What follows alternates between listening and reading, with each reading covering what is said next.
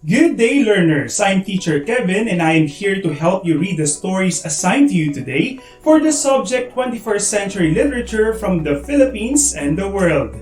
I am here as your teacher from a distance for the third episode of I Love Reading.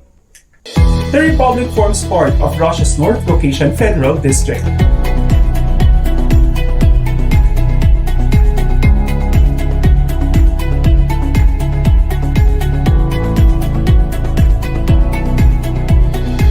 Good day, learners! I am teacher Kevin and I am here to help you read the stories assigned to you today for the subject 21st Century from the Philippines and the World.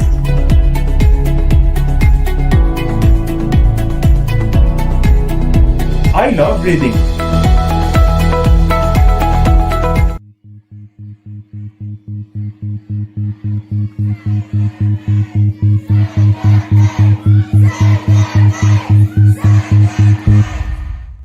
Black Lives Matter is a decentralized political and social development challenging occurrences of police severity and all racially persuaded brutality against individuals of color.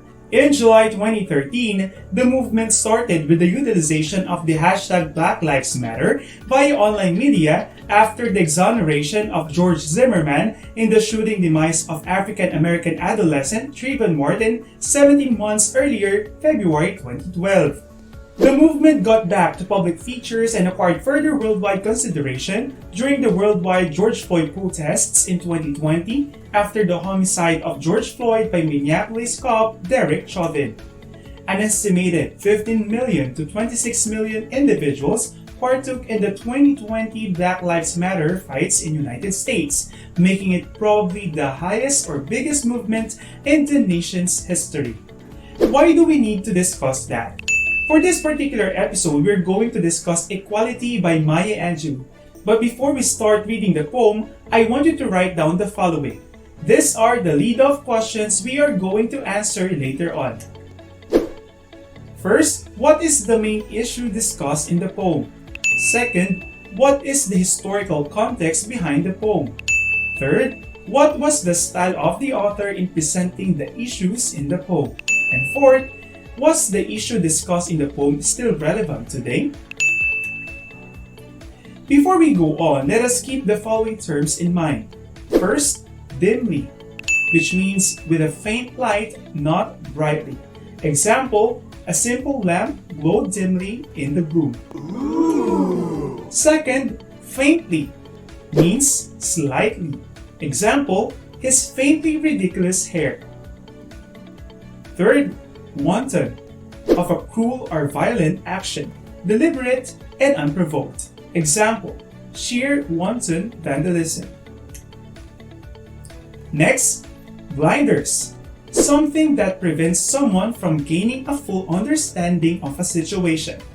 Example, they will wear their cultural blinders to the grave. Next, compelling, evoking interest, attention, or admiration in a powerfully irresistible way. Example, his eyes were strangely compelling. And lastly, throb, which means beat or sound with a strong regular rhythm, pulsate steadily. Example, the war drums throbbed. Now that you are equipped with vocabularies, let's read. I'm going to read it with you. At times, there shall also be guides popping out of our interaction zone. Watch out for that. Furthermore, I will also need you to write the words you can't understand from the text. Write them on a piece of paper as we read. Are you ready? Let's begin. Equality by Maya Angelou. You declare you see me dimly, through a glass which will not shine. Though I stand before you boldly, dream in rank and marking time. You do own to hear me faintly, as a whisper out of range, while my drums beat out the message and the rhythms never change. Equality and I will be free. Equality and I will be free. You announce my ways are wanton, that I fly from man to man. But if I'm just a shadow to you, could you ever understand? We have lived a painful history. We know the shameful past. But I keep on marching forward, and you keep on coming last. Equality, and I will be free. Equality, and I will be free. Take the blinders from your vision. Take the padding from your ears. And confess you've heard me crying, and admit you've seen my tears. Hear the tempo so compelling. Hear the blood throb in my veins. Yes, my drums are beating nightly, and the rhythms never change. Equality, and I will be free. Equality, and I will be free. Now, I want you to look on your notes. Did you write any word you weren't able to comprehend? If you did, write those words to the first blank of your electronic reading log. Next step is to look for its meaning. Do it now. Pause the video. Now that you are ready, let's reread the poem. Equality by Maya Angelou. You declare you see me dimly, through a glass which will not shine. Though I stand before you boldly, dream in rank and marking time. You do own to hear me faintly, as a whisper out of range, while my drums beat out the message, and the rhythms never change. Equality, and I will be free. Equality, and I will be free. You announce my ways are wanton, that I fly from man to man. But if I'm just a shadow to you, could you ever understand? We have lived a painful history. We know the shameful past. But I keep on marching forward, and you keep on coming last. Equality, and I will be free. Equality, and I will be free. Take the blinders from your vision. Take the padding from your ears. And confess you've heard me crying, and admit you've seen my tears. Hear the tempo so compelling. Hear the blood throb in my veins. Yes, my drums are beating nightly, and the rhythms never change. Equality, and I will be free. Equality, and I will be free.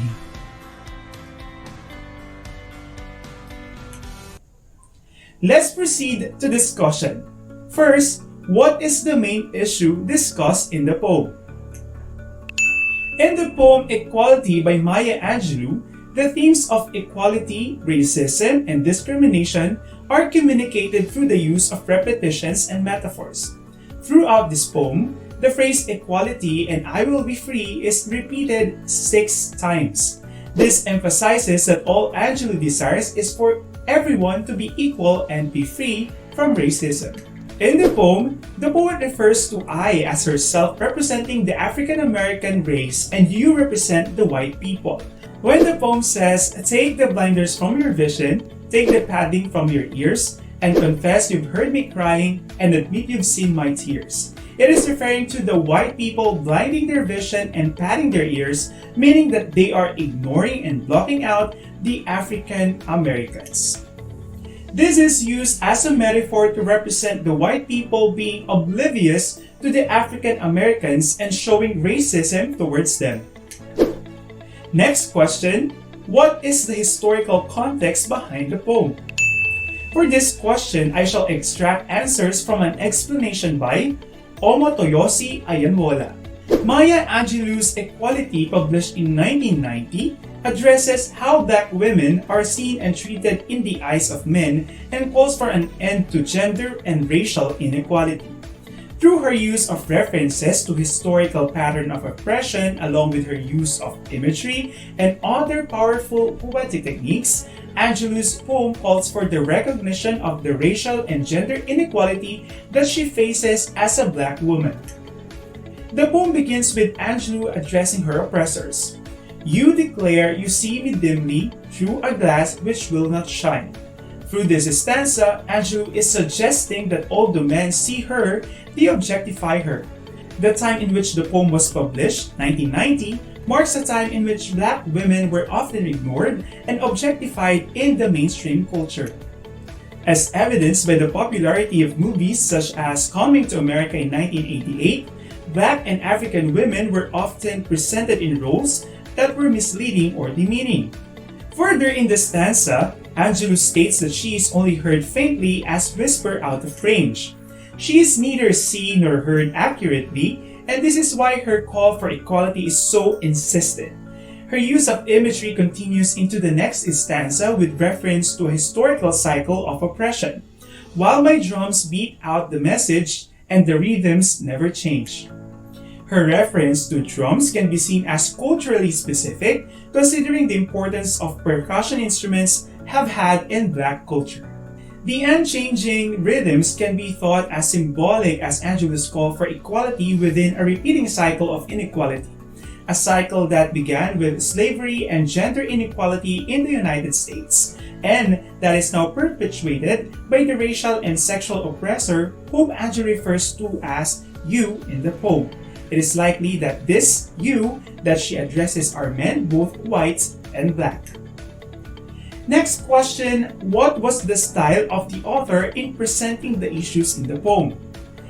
Angelou employs an ABCB rhyme scheme and utilizes it to gain the reader's attention to the most important aspects of the poem.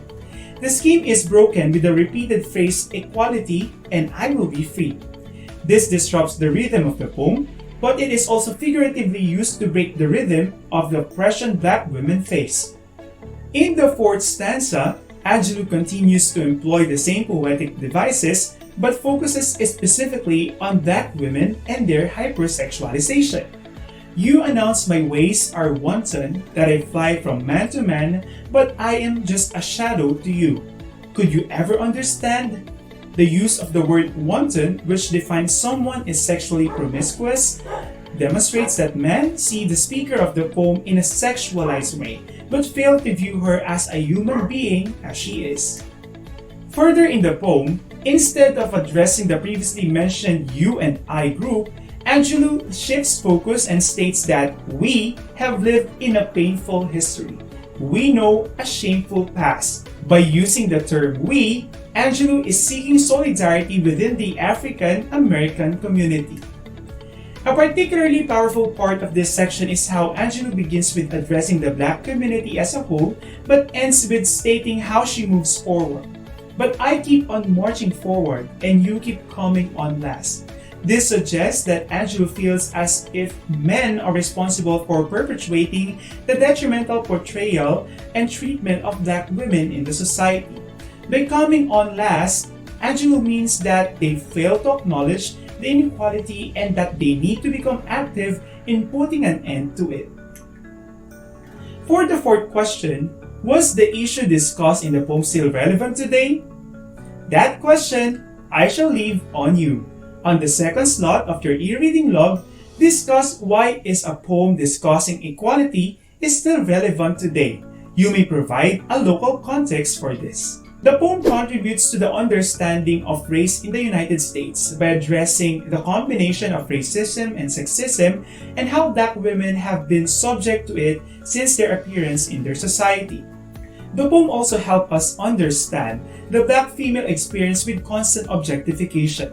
I believe, just as Angelou implies in her poem, that the first step in reaching racial and gender equality is recognizing inequality. This story just gave us the opportunity to know more about a picture of racism and equality advocacy movements not only in the United States but around the globe.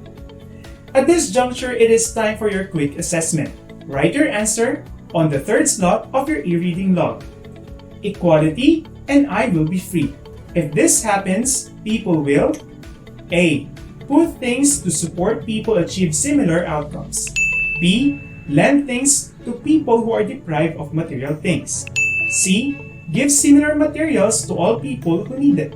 And D. Allow someone to get what he wants. That ends our lesson today. If you have questions, please feel free to ask me during our synchronous meeting. Don't forget to submit your e-learning logs until Friday this week. I am happy to have served you today. Until our next reading adventure, I am Michael Kevin Amon Forte for I Love Reading. The Republic forms part of Russia's North Caucasian Federal District.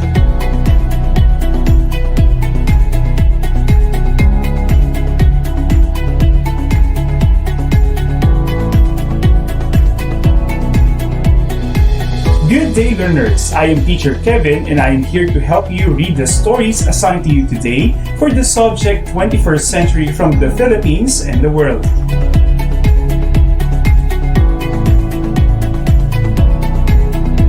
I love reading.